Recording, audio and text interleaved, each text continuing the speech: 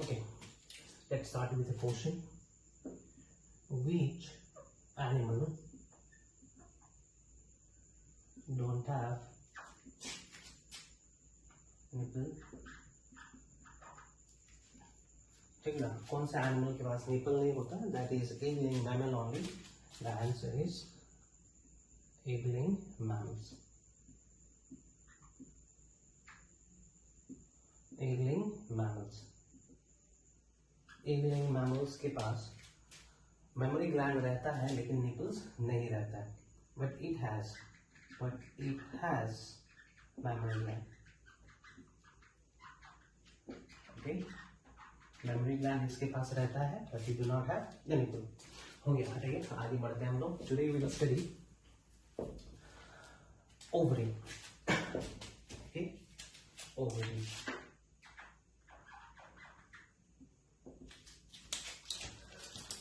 Human ovary is human ovary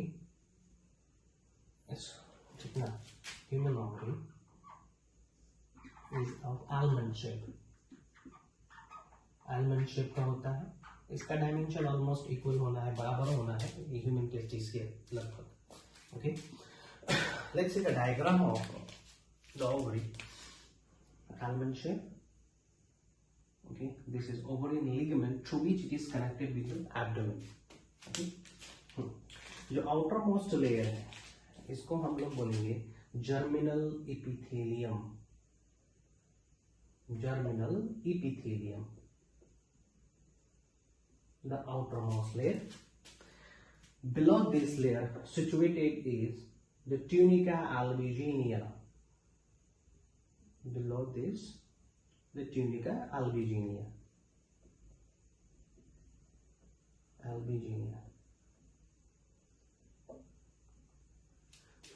इसके अंदर दो रीजन होंगे. एक ये वाला रीजन जो बीच में रहता है, which has a great amount of blood supply. इसको हम लोग कहेंगे medulla. It is named as medulla. And this region, the outermost region, इसको हम लोग कहेंगे कॉर्टेक्स. करेक्ट. ओवरऑल स्ट्रक्चर ऐसा ही है. इसके अंदर चेंजेस होते रहते हैं हमेशा. एक महीने में देखा जाए तो हमेशा एक जगह पे चेंजेस होते रहेंगे. वो चेंजेस एक्चुअली दर्शाता है ये कि वहां पे ओवा का फॉर्मेशन हो रहा है ना. सो इसके अंदर ओवा बनता कैसे है वो हम जिक्र करेंगे डायग्राम के माध्यम से. ओके, इस ओवरी का फॉर्मेशन और ओवरी के अंदर oogonia मतलब जो प्राइमोडियल एग्स होते हैं, प्री एग्स होते हैं, इसका फॉर्मेशन हो जाता है जब बच्ची मम्मी के गर्भ में रहती है. Okay, in the ovary the oogonia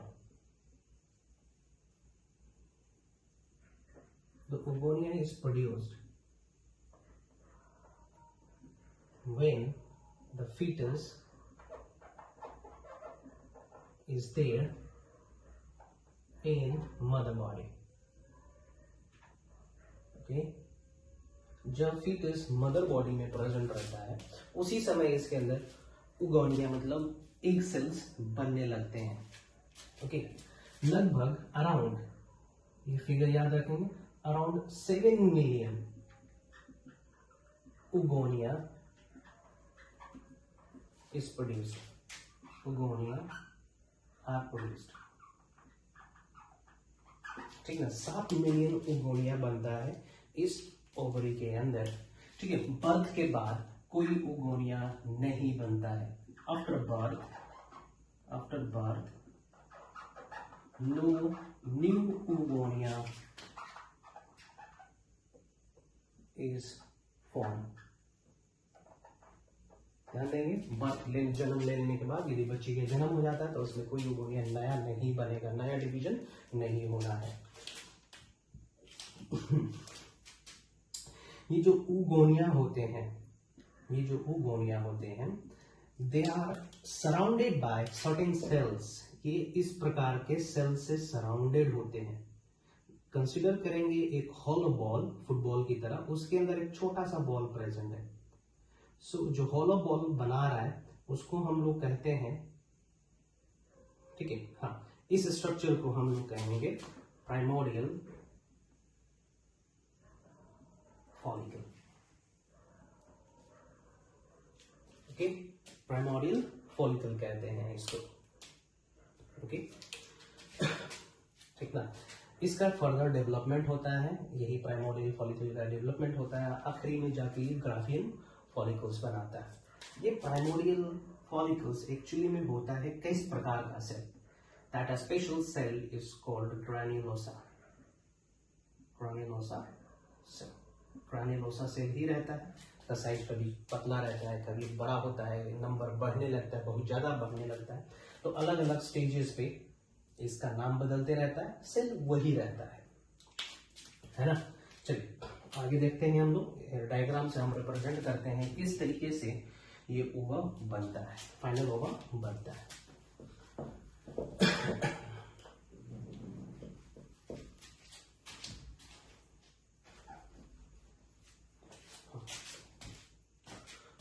जो भी स्ट्रक्चर इसके अंदर बनता है, ठीक है, यहाँ बनेगा, यहाँ बनेगा, यहाँ बनेगा, सभी जगह बनता है। ठीक है, आप देखेंगे बहुत सारे डायग्राम में ये साइकिल की तरह दिखा रखा है। एक्चुअली में ऐसा साइकिल होता नहीं है, वो जस्ट यही दिखा रहा है कि ये स्टेज आगे ये स्टेज में कन्वर्ट होगा, इस स्टेज में कन्वर्ट होगा, इस स्टेज में कन्वर्ट होगा। डायग्राम देखेंगे, ठीक ना, ऐसा कुछ होता नहीं कि यही मूव कर रहा है, नो। सेम चेंजेस यहाँ हो रहा है, इसमें भी हुआ। देखते हैं क्या क्या चेंजेस होते हैं। Initially this is the oogonia, ये रहा oogonia। This oogonia, okay, is protected by cell, ठीक है। और इस पूरे स्ट्रक्चर को हम, ये लाल वाला जो स्ट्रक्चर है, इसको हम लोग क्या कहेंगे? Primordial follicle. कौन से सेल से बना होगा? ग्रैन्युलोसा सेल से बना होगा। ओके, ये आपका एम्ब्रियोनिक स्टेज में ही हो रहा है। ओके, प्राइमोर्डियल सेल oogonia है। आगे चल के क्या होता है? इस oogonia में डिफरेंशिएशन होगा, डिफरेंशिएशन होगा। Because of differentiation this oogonia converts into primary oocyte. The ploidy of primary oocyte is diploid. The ploidy of oogonia is diploid. Okay, what had happened to this primordial follicle? इस primordial follicle में भी कुछ development होता है, जिसके चलते ये primordial follicle convert हो जाना है आपके प्राइमरी फॉलिकल्स में। 1 डिग्री मीन्स प्राइमरी। ओके, याद रखेंगे। नेक्स्ट अगला स्टेप चलते हैं, अगला स्टेप चलते हैं। बर्थ हुआ नहीं है, बेबी का बर्थ हुआ नहीं है, अभी भी ये प्रोसेस एम्ब्रियो में हो रहा है। ओके, हुआ क्या? ये oocyte अब मियोसिस करना चालू कर दिया। क्या चालू कर दिया? मियोसिस होना, मियोसिस करना चालू कर दिया। लेकिन मियोसिस ये कंप्लीट होता नहीं है, है ना। ये मियोसिस अरेस्ट हो जाता है कहां पे? मियोसिस 1 के प्रोफेज 1 के डिप्लोटियन स्टेज में। ध्यान रखेंगे, क्वेश्चन आता है यहां से, हर बार क्वेश्चन आता है कि प्राइमरी oocyte जो मदर बॉडी में था, मदर बॉडी में ही डिफरेंशिएशन करके, ठीक है, oocyte बना, आगे वो मियोसिस करना चालू कर देता है, लेकिन कंप्लीट नहीं होता है। ये मियोसिस अरेस्ट हो जाता है मियोसिस 1 के प्रोफेज 1 के डिप्लोटियन स्टेज में, जिसके चलते ये डिवाइडिंग सेल है, अभी भी इसका प्लोइडी लेवल क्या होगा? 2n ही होगा। ध्यान रखिए, ठीक ना। ओके, बर्थ हो गया, ये मान के चलिए बर्थ हो गया। ओके, बर्थ हो चुका है, अभी भी इसी स्टेज में अरेस्टेड है। मान के चलिए नाउ अभी ये 12 साल के उम्र पहुंच चुका है इस ओवरी का। Now what happens? अब ये जो अरेस्टेड है डिप्लोटियन स्टेज में, ये आगे बढ़ना शुरू कर देता है। Now what happens actually here? So okay, 10 साल की उम्र में ये जो स्ट्रक्चर था, ये जो स्ट्रक्चर था, ये जो स्ट्रक्चर था, इसको हम लोग कह रहे थे प्राइमरी oocyte। इसको हम लोग प्राइमरी फॉलिकल्स कह रहे थे। और इसके अंदर जो स्ट्रक्चर था इसको, चलिए इसको हम ब्लू से दिखाते हैं। ओके, इस स्ट्रक्चर को हम लोग बोल रहे थे प्राइमरी oocyte, है ना। अब क्या होगा, डेवलपमेंट शुरू हो गया। डेवलपमेंट शुरू होने के चलते क्या होता है, यहाँ पे जो प्राइमरी फॉलिकल्स होते हैं, प्राइमरी फॉलिकल सेल्स का स्ट्रक्चर पतला सा होता है, लाइक आप स्क्वामस एपिथेलियम सेल्स का शेप तो जानते होंगे, उस तरीके से होता है। डेवलपमेंट होने के चलते ये प्राइमरी फॉलिकल्स कुछ इस तरीके से क्यूबॉइडल शेप अचीव कर लेता है। क्यूबॉइडल शेप, थोड़ा सा बड़ा होने लगेगा सेल्स। नाउ दिस लेयर जो थोड़ा सा चेंज दिख रहा है, इसको हम लोग कहेंगे सेकेंडरी फॉलिकल। ठीक है, इस पूरे लेयर को सेकेंडरी फॉलिकल बोल सकते हैं। और इसके अंदर अभी भी प्राइमरी oocyte ही है, ये भी अपना प्रक्रिया चालू कर दिया, but still we will call it as primary oocyte। Primary oocyte ही कहेंगे। फर्दर डेवलपमेंट होगा। फर्दर डेवलपमेंट के दौरान क्या होना है, secondary follicles, okay, that is granulosa cells का नंबर और बढ़ने लगता है। ग्रान्युलोसा सेल्स का नंबर बढ़ने के चलते ये स्ट्रक्चर कुछ आपको इस तरीके से देखने को मिलेगा। मल्टीपल लेयर्स होने लगते हैं।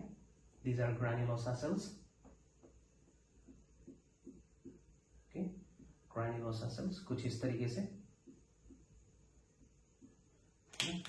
और ये बीच में रहा, ठीक है, primary oocyte। This is primary oocyte। ये सब क्या हो जाएगा, टर्शियरी फॉलिकल। ओके, अगला स्टेप में क्या होगा, दिस टर्शियरी फॉलिकल्स ये कुछ केमिकल सिक्रेट करने लगते हैं। ये केमिकल सिक्रेट करने लगते हैं, और वो जो केमिकल है एक स्ट्रक्चर के अंदर कैद हो जाता है। It starts secreting certain chemicals, certain fluid that get arrested in a structure, और इस फ्लूइड को हम लोग कहते हैं एंट्रम या फिर लिकर फॉलिकुलाई।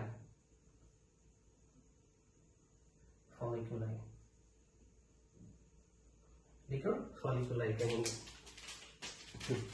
ये रहा आपका ग्राफियन फॉलिकल, सॉरी बोल सकते हैं Graafian follicles, you can say these are follicles, granulosa sales.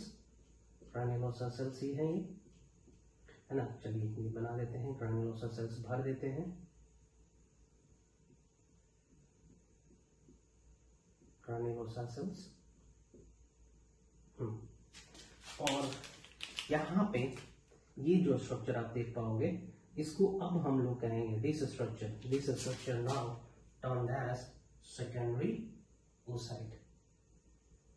अब सेकेंडरी oocyte क्यों बोल रहे हैं प्राइमरी oocyte को सेकेंडरी oocyte, मींस इसका मियोसिस 1 कंप्लीट हो गया है। मियोसिस 100% कंप्लीट हो चुका है, इसीलिए प्राइमरी oocyte कन्वर्ट हो जाता है सेकेंडरी oocyte में।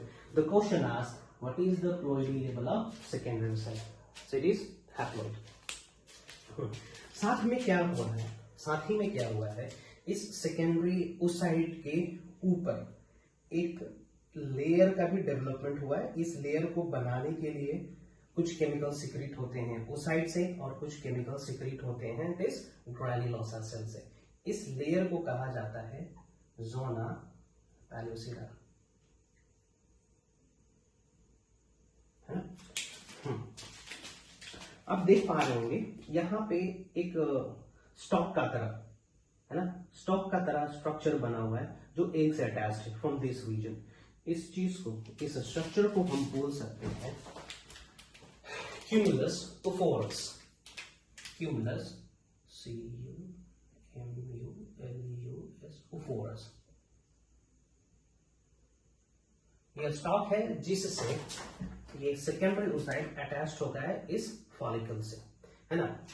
हाँ, this Graafian follicle, this follicle sales secretes a layer, एक लेयर भी सिक्रीट कर रखा है बाहर, जिसको हम लोग कहते हैं ठेका बाहर की ओर externa, theca externa. One layer develops inside also, ठीक ना, एक सेल बाद इधर भी डेवलप होता है, इसको हम लोग कहेंगे थेका इंटरना। ये कंप्लीट स्ट्रक्चर हो गया। यहां पे जो स्ट्रक्चर बनता है इसको हम लोग कहते हैं mature Graafian follicle. Mature Graafian follicle भी बोल सकते हैं, और we can say mature tertiary follicle, ये भी हम इसको पुकार सकते हैं। चलिए कुछ इंटरेस्टिंग चीजें डिस्कस करते हैं यहाँ पे। थेका सेल्स, इस थेका सेल्स के ऊपर हार्मोन काम करता है, that is LH, luteinising hormone. ध्यान देंगे, इसके बारे में हम जिक्र करते हैं बाद में। ठीक, थेका सेल्स पे क्या काम करता है, ल्यूटेनाइजिंग हार्मोन। रहने दें इसका फंक्शन, एंटरम का फंक्शन ये होता है कि it provide nourishment to this growing oocyte. ध्यान देंगे, it provides nourishment to this growing oocyte, है ना। व्हाट हैपेंस नेक्स्ट, अगला स्टेप में क्या होगा, अगला स्टेप में थेका एक्सटर्ना के ऊपर क्या काम करा, एलएच काम करा।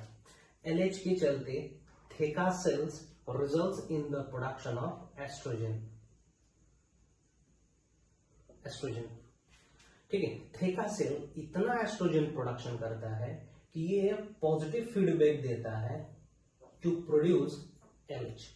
अब इतना एलएच का प्रोडक्शन होने लगता है जिसके चलते ये फॉलिकल्स का रप्चरिंग होने लगता है, and because of rupturing of this follicle, ये फॉलिकल रप्चर हो जाता है, जिसके चलते यहां से एग रिलीज आउट हो जाता है, सेकेंडरी ओसाइट बाहर की ओर रिलीज हो जाता है।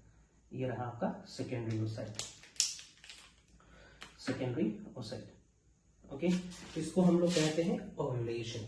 स्ट्रक्चर सेम वही रहा आपका, ये आपका थेका एक्सटर्ना इंटरना सब कुछ प्रेजेंट रहना है। दिस इज सेकेंडरी ओसाइट, ये सेकेंडरी ओसाइट हो गया, है ना। ये ग्राफियन फॉलिकल्स था। Now this Graafian follicle is known as corpus luteum. ये ग्राफियन फॉलिकल जब एक को रिलीज कर देता है तब इसका नाम चेंज हो जाता है, जिसका नाम हम लोग बोल सकते हैं अब क्या, दैट इज कॉल्ड कॉर्पस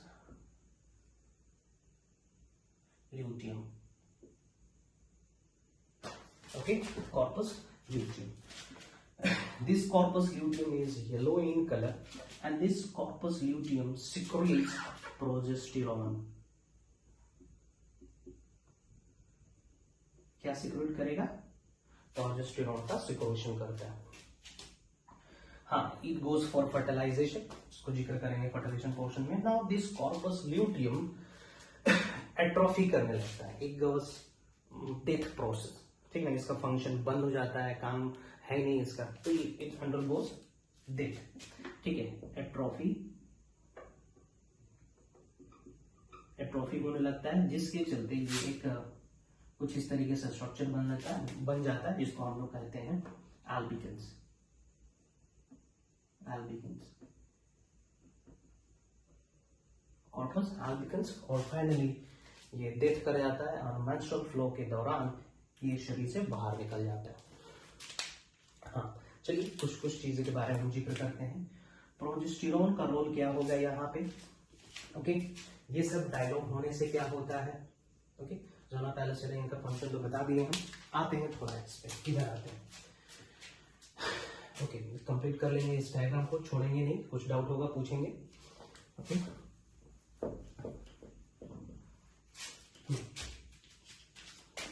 चलिए, थेका सेल्स क्या करा, थेका सेल क्या किया, थेका सेल ने प्रोड्यूस, थेका सेल्स के ऊपर काम किया था आपका gonadotropin releasing hormone, okay okay, LH and FSH भी तो था, एफएसएच भी तो होता है ना जो गोनाडोट्रोपिन रिलीजिंग हार्मोन कंपेल करता है पिट्यूटरी को रिलीज करने के लिए। So LH works on theca cell and FSH works on granulosa. ध्यान से सुनेंगे, बहुत इंपॉर्टेंट है, क्रूशियल है इस स्टेटमेंट। ग्रानुलोसा सेल्स के ऊपर काम करेगा। This granulosa cell compels this entire structure to undergo oogenesis। oogenesis मतलब एक का फॉर्मेशन करने में मदद करे। नाउ एलएच क्या करा? थेका सेल्स पे काम करा। थेका सेल्स ने क्या किया? ये एंड्रोजन बनाता है। एंड्रोजन का एक्सप्रेशन से क्या फायदा होना है जी फीमेल के केस में? कुछ नहीं है। तो होता क्या है, ग्रानुलोसा सेल्स का जो प्रोडक्ट है, ये पैराक्राइन की तरह पे काम करता है, नेबरिंग सेल्स में काम करता है, and compels this androgen to gets convert into oestrogen. ये होता है, एस्ट्रोजन बना लिया। Now what the oestrogen will do? Segments में याद करते चले इन सभी का फंक्शन, बाद में जोड़ लेंगे, मेंस्ट्रुअल साइकिल के दौरान बहुत मदद करेगा। Estrogen helps in the building of endometrium lining.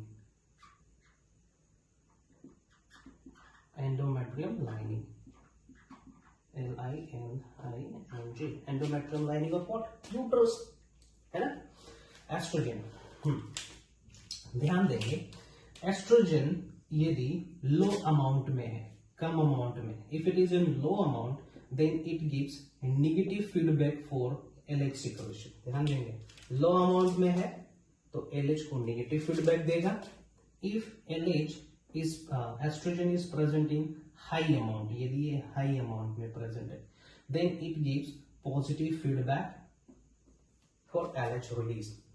तो होता क्या है, जैसे ही ये फॉलिकल स्ट्रक्चर्स बड़े होने लगते हैं, इन सभी से एस्ट्रोजन का सिक्रेशन होने लगता है। तो ज्यादा से ज्यादा एस्ट्रोजन सिक्रेशन होता है, कंसंट्रेशन हाई हो गया, it gives feedback to LH कि आप भैया ज्यादा से ज्यादा प्रोडक्शन करो। नाउ व्हाट हैपेंस, एलएच ज्यादा प्रोड्यूस होने के चलते ग्राफियन फॉलिकल्स रप्चर कर जाता है। ध्यान देंगे, जिसको हम लोग एलएच सर्ज भी कहते हैं। एलएच का कंसंट्रेशन ज्यादा होने के चलते ग्राफियन फॉलिकल्स रप्चर कर जाता है, जिसके चलते क्या रिलीज होता है? ओवा या सेकेंडरी ओसाइट रिलीज हो जाता है ना। चलिए, ये रहा आपका एलएच और एफएसएच का डायलॉग, इस तरीके से काम करता है ना। आते हैं प्रोजेस्टेरॉन का फंक्शन पे। ओके, प्रोजेस्टेरॉन के फंक्शन पे आते हैं, ये सब लिख लेंगे।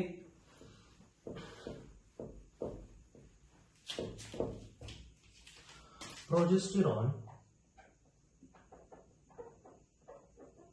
ओके, प्रोजेस्टेरॉन रिलीज्ड बाय, किसने रिलीज किया? Released by corpus luteum. Corpus luteum ने रिलीज करा है। ओके, इसके कहता हूं, ओके, हाँ। Now what is the role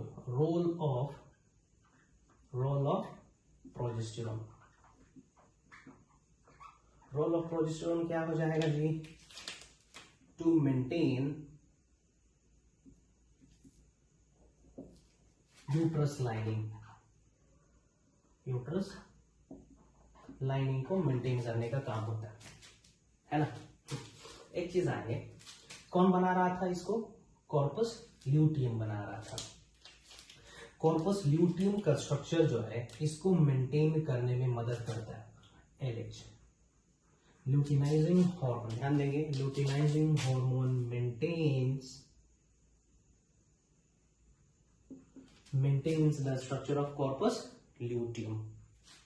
एक चीज ध्यान देंगे, यहां पे नोट करेंगे, ठीक है, both progesterone and estrogen and progesterone can inhibit, ठीक है, खास करके एस्ट्रोजन कैन इनहिबिट एलएच। अब एक चीज बताइए, ओके, एलएच इसको मेंटेन कर रहा है, जिसके चलते क्या रिलीज हो रहा है? प्रोजेस्टेरॉन, है ना।